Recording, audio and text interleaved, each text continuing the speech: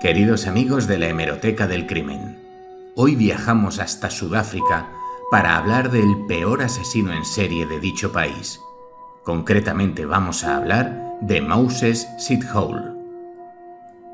Moses nació el 17 de noviembre de 1964. Lo hizo en Vosloorus, cerca de Boksburg, provincia de lo que antes era conocido como Transvaal, actualmente Gauteng. Hijo de Simon y de Sophie Sithole, Moses vino al mundo en un lugar muy marcado por el apartheid del momento. Sus inicios en este mundo estuvieron marcados por una pobreza extrema que se agravó con la muerte de su padre cuando aún era muy pequeño, tenía 5 años. Psiquiatras que luego evaluaron a Moses defendieron la idea de que esto le afectó de sobremanera, pero no de la forma en que pensamos. Argumentaban que un niño de 5 años puede no comprender la muerte de una persona y no asimilarla como haría un adulto.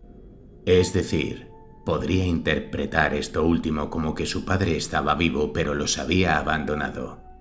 Este sentimiento podría haber generado en Moses un desprecio a querer amar a alguien ante el miedo al abandono, incluso llegando a entender que su padre un día se marchó en parte por su culpa. Siguiendo con su historia, su madre, incapaz de sacar adelante a la familia, se vio superada por este hecho y decidió abandonar a sus hijos en una comisaría de policía.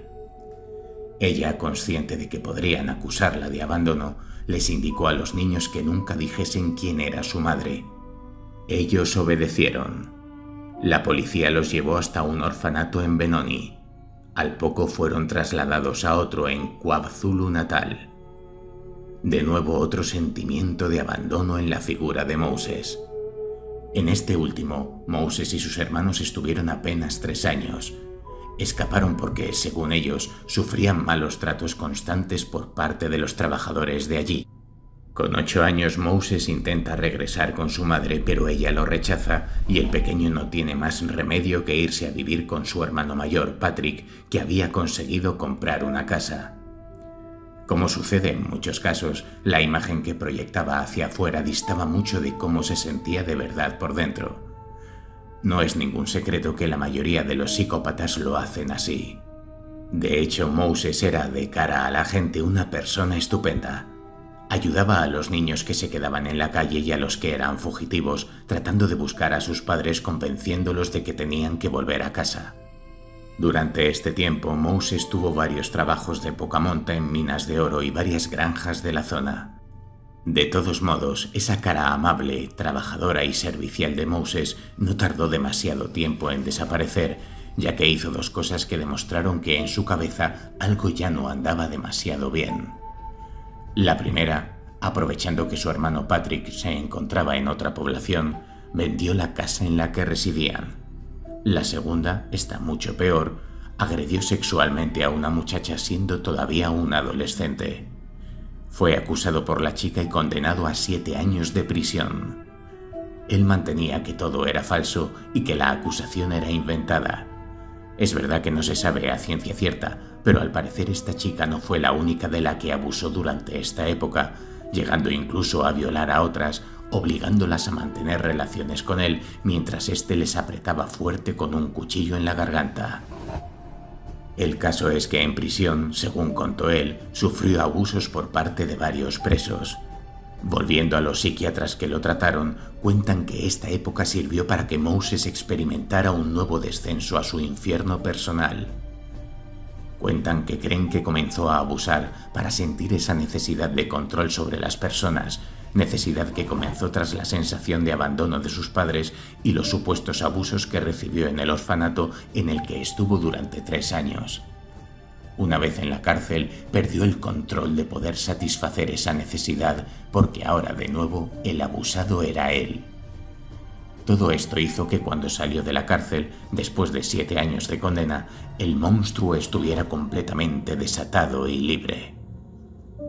Moses tenía varios hermanos que también pasaron por lo mismo que él, exceptuando lo de la cárcel. Entonces, ¿por qué no sintieron esa necesidad de poseer y someter a su voluntad a las personas como sí hizo Moses? Esto nos devuelve a la pregunta de si el asesino nace o se hace, la eterna discusión.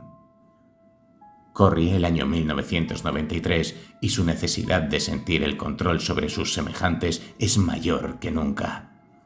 Necesitaba saciarla como fuese. Se mudó a Pretoria. Lo hizo con Martha, una chica que había conocido carteándose en prisión. Fueron a vivir junto a los padres de esta. Con ella, al principio, las cosas no fueron demasiado mal. Ella hasta quedó embarazada de él, de una niña.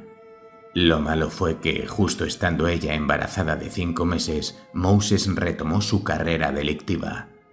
Como buen psicópata, volvió a enfundarse el traje de vil mentiroso para llevar a cabo sus crímenes y se inventó una fundación que ayudaba a niños en la calle bajo el nombre Juventud contra el Abuso Humano. A sus víctimas, con muy buenas palabras, aderezadas con un aspecto impecable por parte de Moses, las convencía para que lo acompañasen, ya que él les iba a ofrecer un fabuloso puesto de trabajo. Bajo esta mentira sedujo a su primera víctima mortal, de nombre María. Una vez la tuvo convencida, abusó de ella y la estranguló para acabar con su vida. En este caso lo hizo con sus propias manos, pero en otras víctimas se cuenta que utilizó la ropa interior de estas o un cinturón. En los cuerpos de las víctimas dejó una serie de mensajes que parecían estar dedicados a las autoridades policiales que encontraran el cuerpo. Escribía la palabra perra en sus cadáveres antes de tirarlos. En el momento no se supieron interpretar bien, pero después, con él detenido, se llegó a pensar que eran un alegato de defensa frente a esa violación que él mantenía que no cometió y que lo llevó 7 años a prisión. Su modus operandi siempre fue el mismo. Seducir a las mujeres no le resultaba complicado debido a su excelente don de palabra y a su magnífico porte. Con la excusa de enseñarles la central de la fundación, las montaba en el coche y las llevaba hasta lugares apartados donde daba rienda suelta a sus fantasías más peligrosas. Moses, mientras tenía a Martha como pareja, aunque no fuera demasiado tiempo, tuvo varias amantes. A una de ellas también la violó y mató, llegando incluso a asistir a su funeral, mostrándose muy afligido por la muerte de la muchacha. Se detuvo a otro sospechoso, pero las autoridades no podían estar más equivocadas. Pasado un tiempo, Moses, no contento con violar y asesinar a sus víctimas, trataba de averiguar todo lo que podía sobre ellas y así poder llamar a sus familias para relatarles lo sucedido sin escatimar en detalles. Los especialistas dijeron sobre esto que, al parecer, Moses no tenía la plena satisfacción con los deleznables actos que llevaba a cabo. Necesitaba más. Su nivel de sadismo era tan grande que tenía que sentir el dolor de las familias al perderlas. Disfrutaba mucho mientras escuchaba los gritos de desesperación al otro lado de la línea. Los médicos dijeron que esto podría atribuirse a la sensación que tenía de que su propia familia se había roto. No podía soportar la idea de que otras familias no, así que él tenía que hacer algo para que así fuera. Los crímenes se sucedían y las autoridades cada vez estaban más confundidas. La hija de Moses nació en 1994 y tras esto Martha y él se separaron, harta ella de las infidelidades y mentiras de su pareja, quedando este último en la calle. Dormía en una estación de tren. A partir de este momento, los crímenes se intensificaron y fue quedando un reguero de víctimas que asustaba. La lógica, sobre todo ante los poquísimos casos similares que se habían visto hasta la época, hizo que no se pensara en la idea de un asesino en serie desde un primer momento. Tuvo que ser Robert Ressler, criminólogo y perfilador de asesinos, el que llegara para relacionar los crímenes ocurridos entre sí. Quizá a este despiste ayudó el hecho de que Moses no fuera estúpido y actuara en varios lugares diferentes sin relación alguna. En realidad, siendo justos, no fue Ressler el que elaboró el perfil que decía que puede que hubiera 1 o 2 personas implicadas en los asesinatos, pero lo que estaba claro es que todos tenían una relación entre sí. La primera que elaboró esta hipótesis fue la perfiladora, primera perfiladora además que surgió en Sudáfrica, Miki Pistorius, que fue la que además invitó a Ressler para que le ayudara a corroborar esta hipótesis. Este último añadió que, además, basándose en el perfil que habían elaborado, el asesino no tardaría en ponerse en contacto con la prensa. Las autoridades empezaron a verlo todo con una perspectiva diferente, y lo cierto fue que el cerco sobre Moses se empezó a estrechar. La prensa en este momento empezó a conocer al asesino como el del ABC, porque los crímenes comenzaron en Atteridgeville, continuaron en Boxburg y finalizaron en Cleveland, un suburbio de Johannesburgo. La situación empezaba a ser demasiado preocupante, hasta el punto que por el entonces presidente Nelson Mandela tuvo que dar un discurso en televisión. Por un lado pedía calma ante la serie de asesinatos, por otro alentaba a que la población colaborase con cualquier tipo de información. Tal y como predijo Ressler, a Moses le pudo su afán de notoriedad y llamó a un periódico para contar su historia. En octubre de 1995 contactó con el periodista sudafricano Tamsen de Beer y se identificó como el asesino buscado. Lo hizo bajo el nombre de Joseph Mabwena y se atribuyó todos los asesinatos, exceptuando los de Cleveland. Él mantenía que, a pesar de llevar su sello, él no había sido. Dio una larga entrevista en el periódico, llegando a decir que mataba porque las mujeres le recordaban a la que le acusó falsamente de violación para entrar en prisión. Como es lógico, el periodista escéptico no creyó del todo a Moses, por lo que éste quiso demostrar que tenía la sartén por el mango. ¿Cómo lo hizo? Le reveló detalles sobre uno de sus asesinatos, uno que todavía no había sido descubierto por las autoridades. Dio instrucciones sobre dónde había dejado el cuerpo. Resultó ser cierto. Moses dejó un número al que podría llamar el periodista y los investigadores se pusieron con ello. También, tras su confesión, se pusieron con su modus operandi, así que investigaron los pasos dados por las víctimas para tratar de relacionar a alguien con estos movimientos. Haciendo estas comprobaciones, averiguaron sobre un número de teléfono al que muchas de las víctimas habían tenido que llamar, siguiendo la mentira que él les había planteado durante su seducción. Pertenecía a la hermana de Moses. No tardaron demasiado en darse cuenta de que la historia de Moses coincidía con algunos pasajes relatados en su entrevista, así que no dudaron en lanzar su nombre e imagen a los medios para tratar de dar con él cuanto antes. Presa del pánico, Moses decidió huir.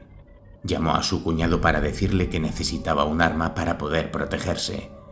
Este accedió y acordó reunirse con él en una vieja fábrica para dársela.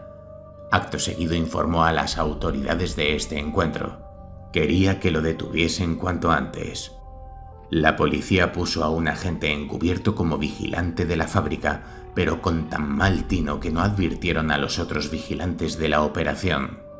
Cuando Moses llegó, preguntó por su cuñado y los otros guardias dieron la orden al nuevo para que fuera a buscarlo.